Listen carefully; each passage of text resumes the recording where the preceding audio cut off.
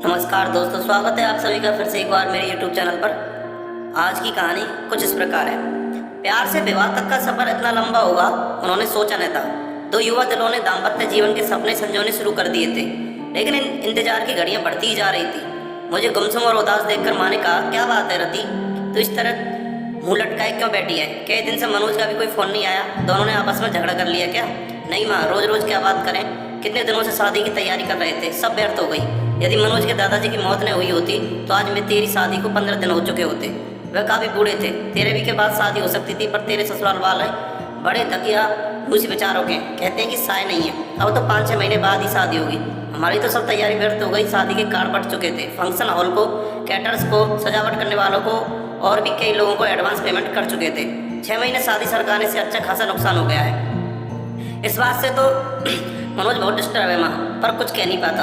बेटा, हम भी कभी तुम्हारी उम्र के थे, तुम दोनों के एहसास को हम समझ सकते हैं, पर हम चाहकर भी कुछ नहीं कर सकते। मैंने तो तेरी सास से कहा था कि साय नहीं है तो क्या हुआ, अच्छे काम के लिए सब दिन शुभ होते हैं, अब हमें शादी कर देनी चाहिए। मेरा इतना कहना था कि वह तो भड़क गई और कहने लगी, आपके लिए सब दिन शुभ होते होंगे, पर हम तो सायों में भरोसा करते हैं। हमारा इकलौता बेटा है, हम अपनी तरफ से पुरानी मान्यताओं को अनदेखा कर मन में कोई वहम पैदा नहीं करना चाहते। रति सोच रही कि मम्मी इससे ज़्यादा क्या कर सकती है और मैं भी क्या करूं। मम्मी को कैसे बताऊं कि मनोज क्या चाहता है। नर्सरी से इंटर तक हम दोनों साथ साथ पढ़े थे, किंतु दोस्ती इंटर में आने के बाद हुई थी।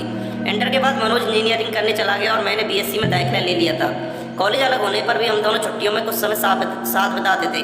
बीच में फ़ोन पर बातचीत भी कर लेते थे, कंप्यूटर पर चैट हो जाती थी। एमएससी में आती मम्मी पापा ने शादी के लिए लड़का तलाशने की शुरुआत कर दी। मैंने कहा कि मम्मी एमएससी के बाद शादी करना, पर उनका कहना था कि तुम अपनी पढ़ाई जारी रखो, शादी कौन सी अभी हुई जा रही है, अच्छा लड़का मिलने में भी समय लगता है। शादी की चर्चा शुरू होती मनोज की छवि मेरी आंखों में तैर गई थी। यूँ हम दोनों एक अच्छे दोस्त थे, मित्र थे, पर तब तक शादी करने के बाद ही हम दोनों ने एक दूसरे से नहीं किए थे।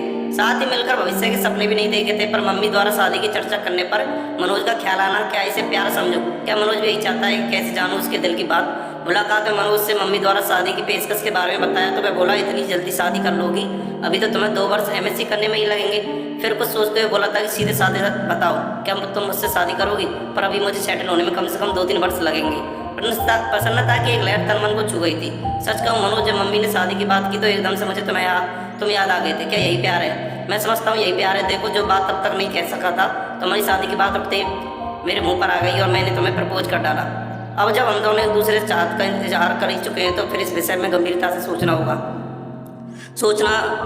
ही नहीं होगा। यदि तुम्हें अपने मम्मी पापा को इस शादी के लिए मनाना भी होगा। क्या तुम्हारे घर वाले मान जाएंगे? देखो, अभी तो मेरा इंजीनियरिंग का अंतिम साल है, मेरी कैट की कोचिंग भी चल रही है, उसकी भी परीक्षा देनी है। वैसे तो हो सकता है इस साल किसी अच्छी कंपनी में प्लेसमेंट मिल जाए, क्योंकि कॉलेज में बहुत सी कंपनियां आती हैं और जॉब ऑफर करती हैं। अच्छा ऑफर मिला तो मैं स्वीकार कर लूँगा और जैसी शादी की चर्चा शुरू होगी मैं तुम्हारे बारे में बता दूंगा। प्यार का अंकुर तो हमारे बीच पनप चुका था और हमारे प्यार अब जीवन साथी बनने के सपने भी देखने लगा था। अब इसका जिक्र अपने अपने घर में करना जरूरी हो गया था। मैंने मम्मी को मनोज के बारे में बताया तो वह बोली, वह अपनी जाति का नहीं है, ये कैसे हो सकता है? तेरे पापा तो बिल्कुल नहीं मानेंगे। क्या मनोज के माता पिता तैयार हैं? अभी तो इस बारे में उसके घर वाले कुछ नहीं जानते। फाइल परीक्षा होने तक मनोज को किसी अच्छी कंपनी में जॉब का ऑफर मिल जाएगा और रिजल्ट आते ही वह अपनी कंपनी ज्वाइन कर लेगा। उसके बाद ही वह अपने मम्मी पापा से बात करेगा। क्या जरूरी है कि वह मानी जाएंगे? मम्मी, मुझे पहले आपकी इजाज़त चाहिए। यह फैसला मैं अकेले कैसे ले सकती हूँ? तुम्हारे पापा से बात करनी होगी। उनसे बात करने के लिए मुझे हिम्मत जुटानी होगी। यदि पापा तैयार नहीं हुए तो तुम क्या करोगी? करना क्या है मम्मी, शादी होगी तो आपके आशीर्वाद से ही होगी, वरना नहीं होगी। इधर मेरा एमएससी फाइनल शुरू हुआ, उधर इंजीनियरिंग पूरी होती। मनोज को एक बड़ी कंपनी में अच्छा स्टार्ट मिल गया था और यह कभी करीब तय था कि भविष्य में कभी भी कंपनी उसे यूएस भेज सकती है। मनोज के घर में शादी की चर्चा शुरू हो गई थी। मैंने मम्मी को जिस तैसे मना लिया था और मम्मी ने पापा को, किंतु मनोज की मम्मी इस विवाह के लिए बिल्कुल तैयार नहीं थी। इस फैसले से मनोज के घर में तूफान उठ खड़ा हुआ था। उसके घर में पापा से ज़्यादा उसकी मम्मी की चलती थी। ऐसा एक बार मनोज ने ही बताया था। मनोज ने भी अपने घर में ऐलान कर दिया था कि शादी करूंगा तो रति से, वरना किसी से नहीं। आखिर मनोज के बहनोई ने अपनी तरह से मम्मी को समझाया था। मम्मी, आपकी जिद मनोज को आपसे दूर कर देगी। आजकल बच्चों की मानसिक स्थिति का कुछ पता नहीं चलता कि वे कब क्या कर बैठे। आज के ही अखबार में समाचार है कि माता पिता की स्वीकृति न मिलने पर प्रेमिका ने आत्महत्या कर ली। वह दोनों बालिग हैं। मनोज अच्छा कमा रहा है, वह चाहता तो अदालत में शादी कर सकता था, पर उसने ऐसा नहीं किया और आपकी स्वीकृति का इंतजार कर रहा है। अब फैसला आपको करना है। मनोज के पिता ने कहा था, बेटा, मुझे तो मनोज की इस शादी से कोई ऐतराज नहीं है। लड़की पढ़ी लिखी है, सुंदर, अच्छे परिवार की, और सबसे बड़ी बात मनोज को पसंद है। बस हमारी जाति की नहीं है। तो क्या हुआ, पर तुम्हारी मम्मी को कौन समझाए? जब सब तैयार है तो मैं ही उसकी दुश्मन हूँ क्या? मैं ही बुरी क्यों बनूं, मैं भी तैयार हूँ। मम्मी कह रहा था फिर बदल ले। इससे पहले ही मंगनी की रस्म पूरी कर दी गई थी। तय हुआ था कि मेरी MSc पूरी होती ही शादी हो जाएगी। मंगनी हुए 1 साल हो चुका था। शादी की तारीख भी तय हो चुकी थी। मनोज के बाबा की मौत न हुई होती तो हम दोनों अब तक हनीमून मनाकर कुल्लू मनाली शिमला से लौट चुके होते और 3 महीने बाद में मनोज के साथ अमेरिका चली जाती।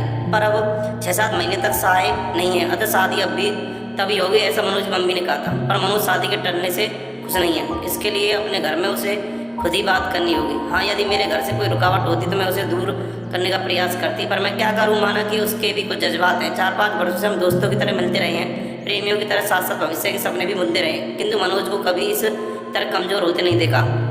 यदि भी उसका बस चलता तो मंगनी के दूसरे दिन ही वह शादी कर लेता, पर मेरा फाइनल साल था, इसलिए वह मन मनोज कर रह गया। प्रतीक्षा की लंबी घड़ियाँ हम कभी मिलकर कभी फ़ोन पर बात करके काटते रहे। हम दोनों बेताबी शादी के इंतजार करते रहे। दूसरी सहन नहीं होती थी। साथ रहने में एक हो जाने की इच्छा बलवती होती जा रही थी। जैसे जैसे समय बीत रहा था, सपनों के रंगीन समुद्र में गोते लगाते दिन मंजिल की तरफ बढ़ते जा रहे थे। शादी के 10 दिन पहले हमने मिलना भी बंद कर दिया था कि अब एक दूसरे को दूल्हा दुल्हन के रूप में ही देखेंगे। पर विवाह के 7 दिन पहले बाबा जी की मौत हमारे सपनों के महल को धराशायी कर गई। बाबा जी की मौत का समाचार मुझे मनोज ने ही दिया था और कहा था कि बाबा जी को अभी भी जाना था। हमारे बीच अंतहीन मुश्किल का विस्तार है, लगता है अब अकेले ही अमेरिका जाना पड़ेगा। तुमसे मिलन तो मृग तृष्णा बन गया। 13वीं के बाद हम दोनों गार्डन में मिले थे। मैं बहुत भावुक हो रहा था। रति, तुमसे दूरी अब सहन नहीं होती। मन करता है मैं तुम्हें लेकर अनजान जगह पर उड़ जाऊं, जहाँ हमारे बीच न समाज हो, न परंपराएं हो, न ये रीति रिवाज हो। 2 प्रेमियों के मिलन में समाज के कायदे कानून की इतनी ऊंची बात खड़ी कर रखी है कि उनकी सब्र की सीमा ही समाप्त हो जाए। चलो रति, हम कहीं भाग चले। मैं तुम्हारा निकट सानिध्य चाहता हूँ। इतना बड़ा शहर है, चलो किसी होटल में कुछ घंटे साथ बिताते हैं। जो हाल मनोज का था वही मेरा भी था। एक मन कहता था कि अपनी खींची लक्ष्मण रेखा को अब मिटा दो, किंतु दूसरा मन संस्कारों की पिंच वो देता कि बिना विवाह यह सब ठीक नहीं। वैसे भी एक बार मनोज की इच्छा पूरी कर दी तो यह चाह फिर बार सिर उठाएगी। नहीं, यह ठीक नहीं है। क्या ठीक नहीं रति? क्या तुमको मुझ पर विश्वास नहीं? पति पत्नी तो हमें बनना ही है। मेरा मन आज जिद पर आया है, मैं भटक सकता हूँ। रति, मुझे संभाल लो। गार्डन के काम झटपट में उसने भाव में भरकर बेतासा चूमना शुरू कर दिया था। मैंने भी आज उसे छूट दे दी ताकि उसका आवेग कुछ शांत हो, किंतु मनोज की गहरी सांसें और अधिक समझ आने की चाह मुझे भी बहकाई। उससे पूर्व ही मैं उठ खड़ी हुई। अपने को संभालो मनोज, यह भी कोई जगह है बहकने की। मैं भी कोई पत्थर नहीं हूँ, इंसान हूँ। कुछ दिन अपने को और संभालो। इतने दिन से अपने को संभाल ही तो रहा हूँ। जो तुम चाह रहे हो वह हमारी समस्या का समाधान तो नहीं है। स्थायी समाधान के लिए अब हाथ पैर मारने होंगे। चलो, बहुत जोर से भूख लगी है, एक गर्मा गर्म कॉफ़ी के साथ कुछ खिला दो, फिर इस बारे में कुछ मिलकर सोचते हैं। रेस्टोरेंट में बेरे को ऑर्डर देने के बाद मैंने ही बात शुरू की। मनोज, तुम्हें अब एक ही काम करना है, किसी तरह अपने माता पिता को जल्दी शादी के लिए तैयार करना है, जो बहुत मुश्किल नहीं है। आखिर वे हमारी शुभचिंतक हैं। तुमने उनसे एक बार भी कहा कि शादी इतने दिन के लिए न टाल कर अभी कर दें? नहीं तो यह तो नहीं कहा, तो अब कह दो। कुछ पुराना छोड़ने और नए को अपनाने में हर एक को कुछ हिचक होती है। अपनी इंटरकास्ट मैरिज के लिए आखिर वे तैयार हो गए। नहीं, तुम देखना, बिना सायों के शादी करने को वे जरूर मान जाएंगे। मनोज के चेहरे पर खुशी की एक लहर दौड़ गई थी। तुम ठीक कह रही हो रति, यह बात मेरे ध्यान में क्यों नहीं आई? खाने के बाद तो मैं घर पर छोड़ देता हूँ। कोर्ट मैरिज की डेट भी तो पास आ गई है, उसे भी आगे नहीं बढ़ाने दूंगा।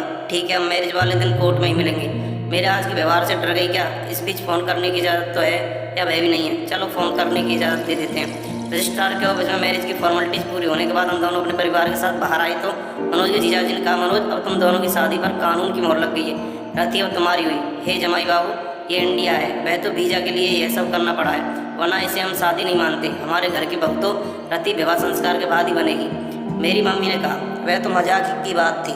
मम्मी, अब आप लोग घर चलें, मैं तो इन दोनों से पार्टी लेकर ही आऊँगा।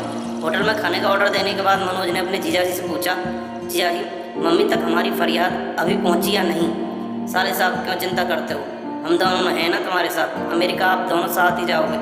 मैंने अभी बात नहीं की है। मैं आपकी इस कोर्ट मैरिज को हो जाने का इंतजार कर रहा था। आगे मम्मी को मनाने की जिम्मेदारी आपकी बहन ने ले ली है। इससे भी बात नहीं बनी तो फिर मैं कमान संभाल लूँगा। हाँ भैया, मैं मम्मी को समझाने की पूरी कोशिश करूँगी। हाँ, तू कोशिश कर ले, नहीं माने तो मेरा नाम ले कह देना। आप अब शादी करो या न करो, भैया भाभी को साथ लेकर ही जाएंगे। वाह भैया, आज तुम सचमुच बड़े हो गए हो। ऑप्टर और अब मैं एक पत्नी का पति हो गया हूँ। ओके भैया, हम लोग सोच चलेंगे। आप लोगों का क्या प्रोग्राम है? कुछ देर घूम घाम कर पहले रति को उसके घर छोड़ूंगा, फिर अपने घर जाऊँगा। मेरे घर में बाहें डालते हुए मनोज ने शरारत से देखा। हाँ रति, अब क्या कहती हो? तुम्हारे संस्कार मुझे पति मानने को तैयार है या नहीं? हाँ कहना चाहते हुए मैं चेकी, अब तुम 90% मेरे पति हो, यानी 10% की अब भी कमी रह गई है। अभी और इंतज़ार करना पड़ेगा। उस दिन का मुझे अफसोस है मनोज, पर अब मैं तुम्हारी हूँ। धन्यवाद।